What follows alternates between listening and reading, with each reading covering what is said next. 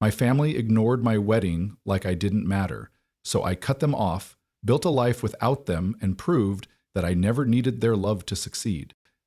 I always knew my family had favorites, but I never thought they would go as far as ignoring my wedding, like it didn't even matter. Looking back, I don't know why I expected anything different. My parents had spent years making it clear that I was the afterthought, the one who didn't fit into their perfect little mold. But I guess some part of me still hoped they'd show up when it really counted. My entire life, I played the role of the good daughter, trying to win their approval. I got good grades, stayed out of trouble, and did everything I could to make them proud. But no matter what I did, my parents only had eyes for my golden child brother, Adam 32M. Adam could do no wrong. When he got into trouble in high school, boys will be boys. When he dropped out of college, he just needs time to figure things out. When he had to move back home in his late 20s because he couldn't hold a job, we're just supporting him until he finds his path. Meanwhile, I had worked my ass off to be independent. I'd put myself through school, got a stable job, and never once asked my parents for help. But instead of being proud of me, they saw me as the problem. Too distant, too independent, not as close to family as Adam. And when I got engaged to my fiancé, Daniel, 31M, I naively thought this might be the moment they'd finally celebrate me. That maybe, just maybe, my wedding would be important enough for them to care. I was wrong. When I told my parents I was engaged, my mom's first response wasn't excitement or congratulations. She just sighed and said, "Oh, that's nice." My dad barely looked up from his phone. Daniel's a good guy. Just make sure you don't go overboard with the wedding. No need for anything flashy. That was it. That was their reaction. Not, "We're so happy for you," not, "Tell us everything," not, "How can we help?" Just indifference. At first, I tried to brush it off. Maybe they just don't show emotions well. Maybe they're tired. Maybe they'll come around. But as the wedding planning continued, it became painfully clear that they weren't interested at all. They never asked about the venue, never offered to help, and every time I brought up wedding details, they changed the subject. Then, one day, my mom dropped a bombshell. I was visiting their house, sitting in the kitchen, trying yet again to talk about the wedding, when she casually said, "Oh, by the way, Adam's planning a big trip around that time. He and some friends are going to Europe." I blinked. Wait, what? She stirred her tea like she hadn't just crushed me. "Yeah, they're leaving a few days before your wedding, so I don't think he'll make it." I stared at her, waiting for her to say something else. Something like, "Of course we told him he can't miss his sister's wedding," or "Don't worry, we'll talk to him." But no. Instead, she said, "I mean, it's a once-in-a-lifetime trip. He's been planning it for months." My heart dropped.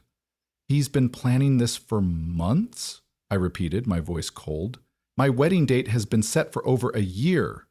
She waved a hand dismissively. "You know how Adam is. He doesn't think about things like that." Oh, I knew exactly how Adam was. Adam didn't have to think about things like that because he had never faced a single consequence in his life. And my parents? They let it slide. I should have walked out right then and there, but instead, I gave them one last chance. "So, you'll still be at the wedding, right?" I asked, my voice tight. She gave me a look. That hesitant, uncomfortable look that told me something was coming.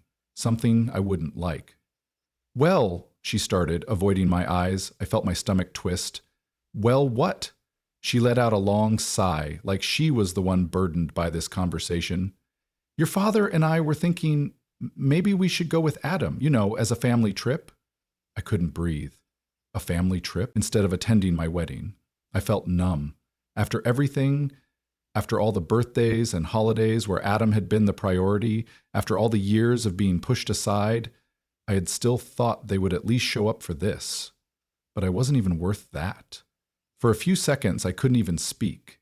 Then somehow I forced out, "So you're saying you'd rather go on vacation than be at your daughter's wedding?" She winced. "Sweetheart, it's not like that." "Really? Then what is it like?" She hesitated. "It's just, Adam's never had an opportunity like this before. We don't know when he'll get a chance to travel again." I let out a hollow laugh. "Yeah, because the 32-year-old man who still lives at home and refuses to get a real job is so busy, he'll never have another chance." "Don't be dramatic," she said sharply. I clenched my jaw. "I'm not being dramatic. I'm telling you exactly what this is. You're choosing him over me again."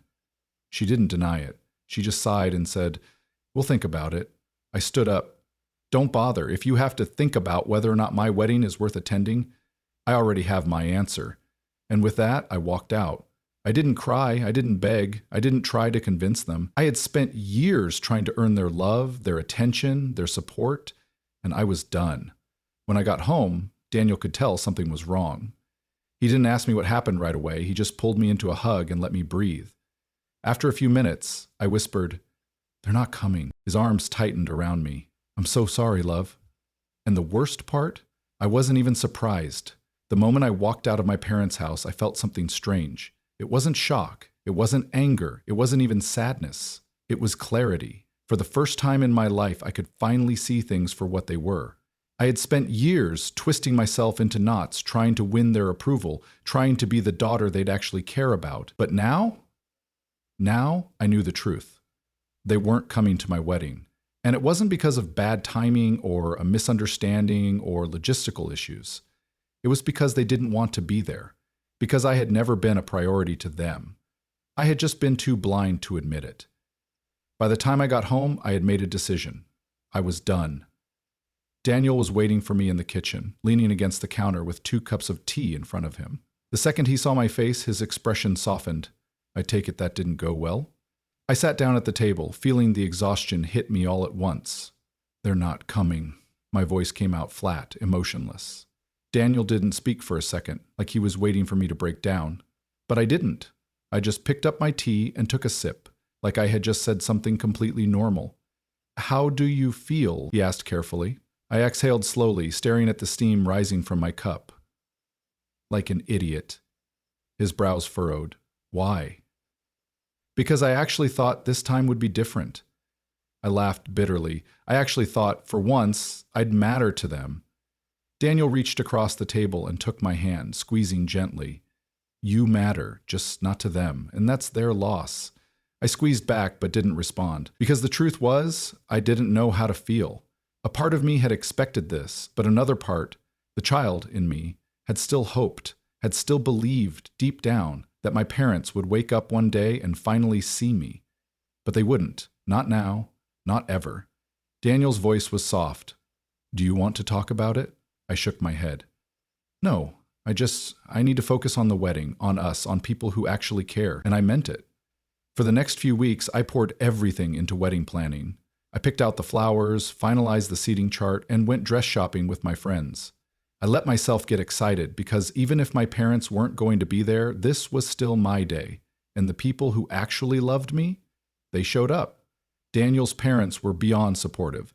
His mom was practically bouncing with excitement every time we talked about the wedding. My best friend Claire was my maid of honor, and she made it her mission to remind me that I was surrounded by people who loved me. But my parents? Radio silence. No texts, no calls, no questions about how the planning was going, nothing. And that sealed it for me. At first, I had thought maybe, just maybe, they changed their minds. That maybe I'd get a last-minute call saying, "We're sorry, we were wrong, of course we'll be there." But the days ticked by and nothing came. It wasn't just that they weren't coming, it was that they didn't even care enough to ask how things were going. So I made another decision. If they didn't care about my biggest day, then they didn't get to be in my life at all. I was done chasing after them. I picked up my phone and deleted our family group chat. Then, with no hesitation, I blocked my parents' numbers. Claire was sitting next to me when I did it. "You sure?" she asked gently. I nodded. "Yeah, if they don't care about me, I don't see why I should care about them."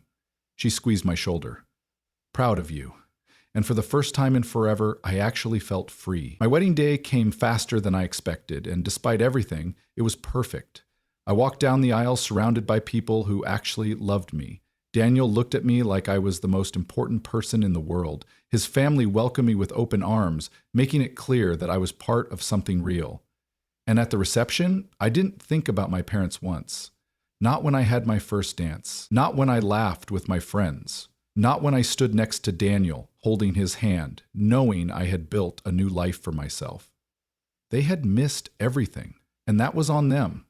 After the wedding, things only got better.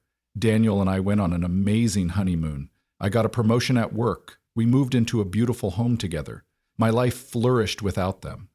Then, about 6 months later, I got a message. It was from an unknown number. Hey, I know it's been a while, but I was wondering if we could talk. Mom. I stared at my phone for a long time. She hadn't called on my wedding day, hadn't even texted, and now, suddenly, she wanted to talk?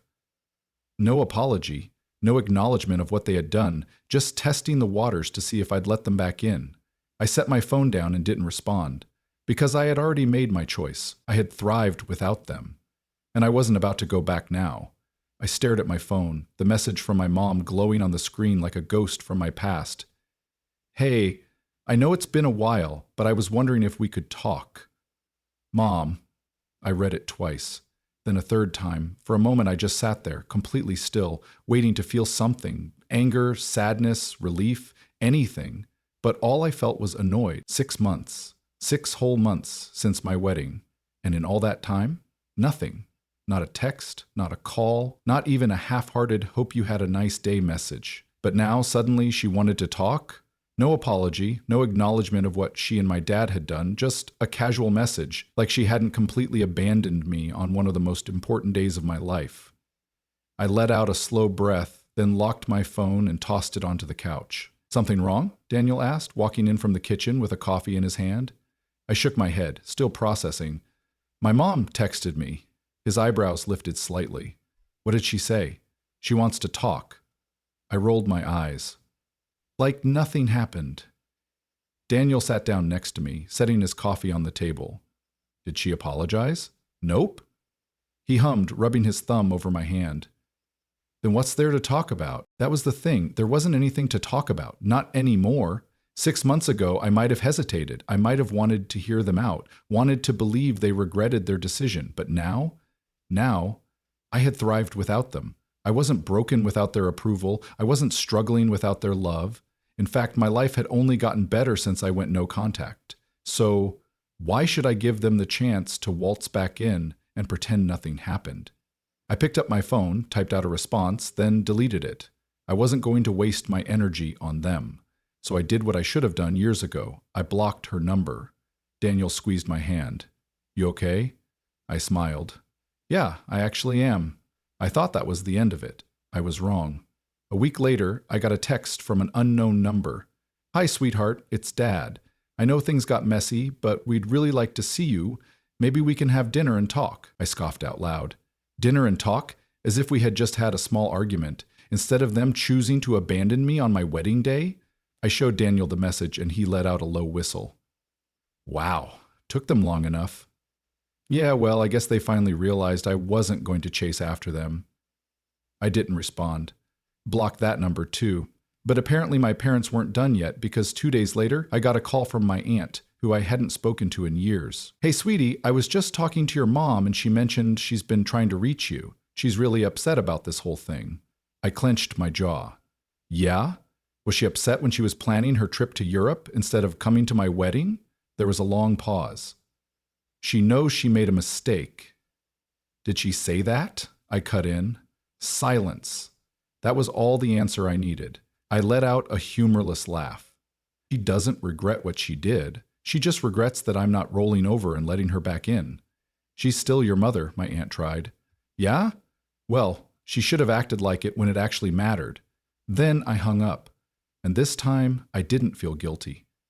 A month passed. I thought maybe my parents had finally gotten the message. Then one night, Daniel and I were out at a restaurant when I spotted someone standing outside the window. It was my mother. I almost laughed at the dramatic movie-level stalking attempt, but instead I just sighed. Daniel noticed my shift in mood and turned. His jaw tightened when he saw her. Seriously? I rolled my eyes. Guess she really wants that talk. I debated ignoring her, but the longer she stood there, the more ridiculous it got. Finally, I got up, walked outside, and crossed my arms. You know, normal people call before randomly showing up. My mom's face lit up like she expected a hug.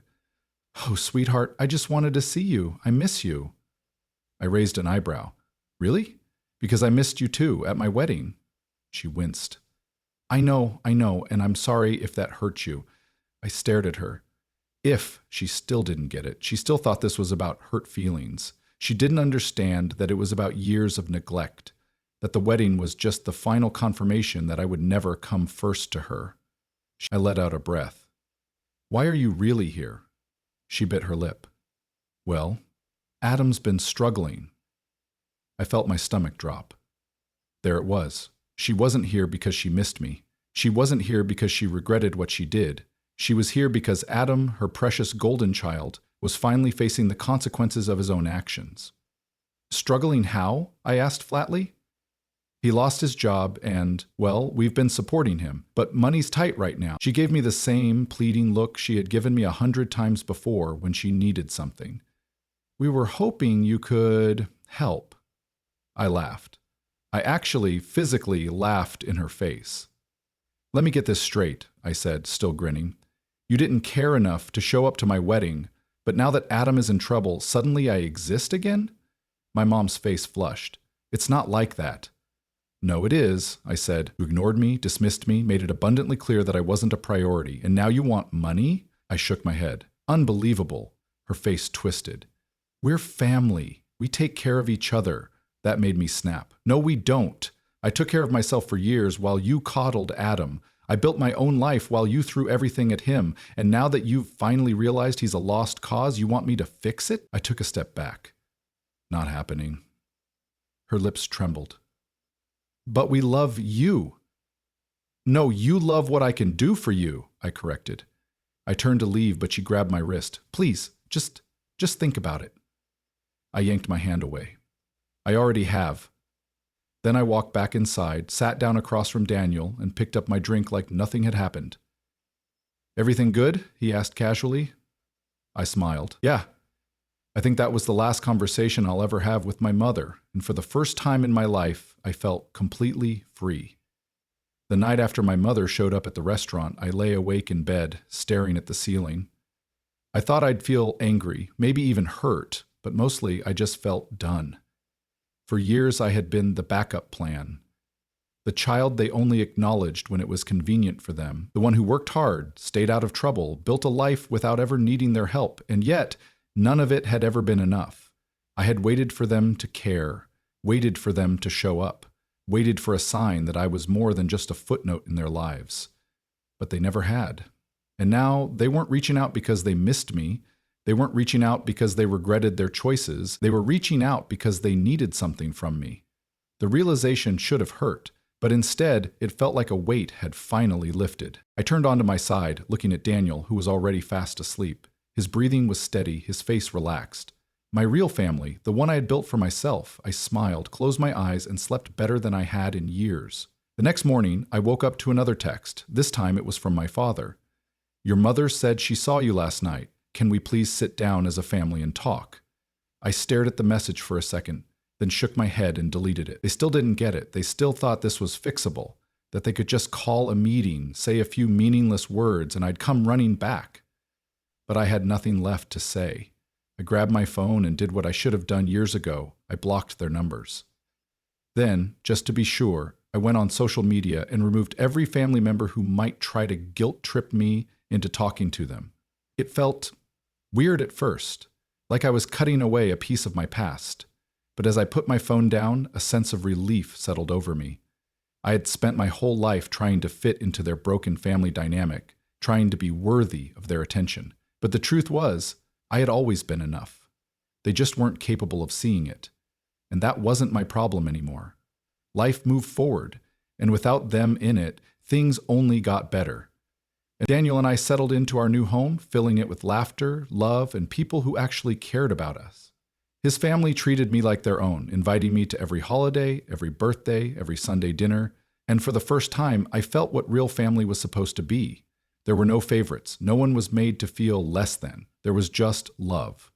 Uncomplicated, unconditional love. At work, things were thriving. My promotion led to even bigger opportunities, and before I knew it, I was leading major projects and getting the recognition I had worked so hard for.